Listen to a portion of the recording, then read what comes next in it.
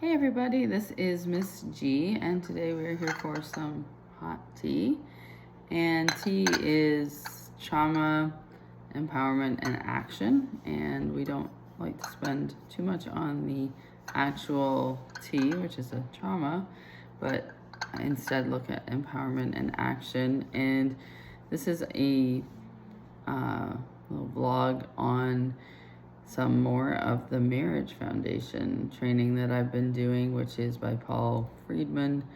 And I found it very useful. I actually originally found it because I was having some issues that I was looking for some answers for.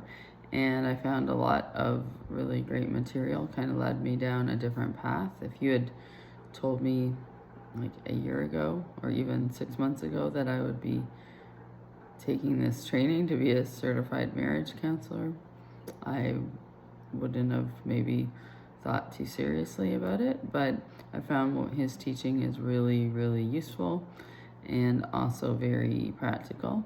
So today I wanted to talk about cause and effect, and sometimes we have to pause to think about what the cause is of a certain situation.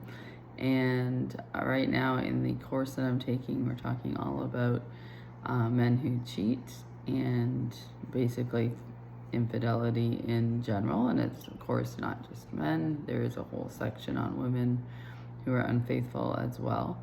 But one thing I just wanted to talk about is the idea of a fidelity line and a loyalty line.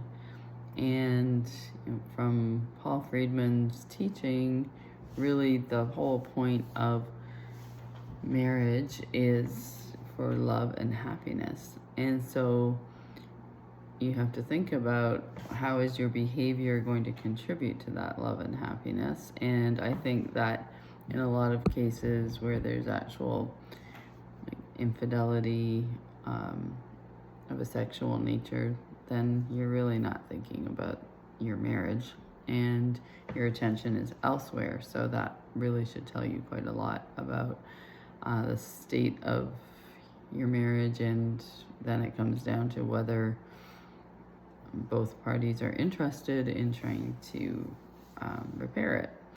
But as far as the loyalty line goes, he talks about everything should be energy directed towards your chosen partner, and that includes looking at other people, pornography, even things that society is trying to make normalized are in fact detractors from love and happiness in a marriage.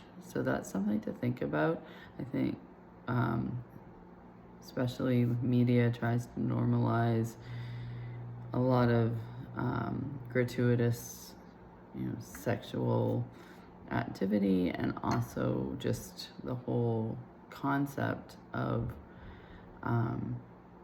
how men and women interact, and that it's very temporary, whereas like a long-term marriage is not about that. So that's just the yin and the yang, and something that if you're going to go down the marriage path, you need to be thinking about, is the other person as committed to my happiness as I am to theirs. And so if you're somebody who can accept somebody else who has their eye on other people and who is flirting with others or likes looking at pornography or anything like that, you need to think about, is that something that you're willing to accept? Because you need to be able to accept that person and love them unconditionally.